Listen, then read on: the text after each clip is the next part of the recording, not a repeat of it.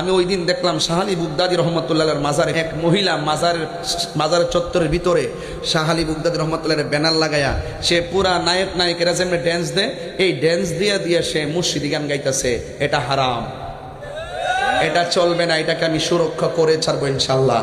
আল্লাহর মাজার হলো পবিত্র একটি জায়গা, এখানে জিয়ারতের জায়গা, এই জায়গাকে আমরা বেহায়াপনা দিয়ে লুণ্ঠিত করতে দেব না। কথা বলেন ঠিক না বেটি? আপনারা কি আমার সাথে আছেন? আপনারা কি আমাদের সাথে আছেন? এই জন্য হাত দিয়ে উঠছে না কেউ?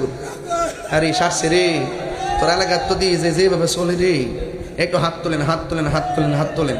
এইভাবে মহিলাকে যদি সরাসরি বহির্ভূত বেপর্দাভাবে বেগানা পুরুষদেরকে দেখাইয়া আল্লাহর মাজারে যদি এরকম ভাবে করে, এটা কি বলি আল্লাহদের অপমান হয় না?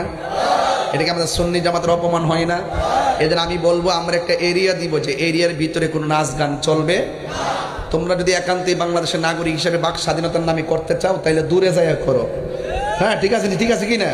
আমরা বাক স্বাধীনতা আঘাত করব না, কিন্তু প্রত্যেকটা জিনিসের সিস্টেম আছে। মসজিদের ভিতরে যদি আপনি এসে কনসার্ট লাগাই দেন, এটা কি কেউ মেনে নিবে?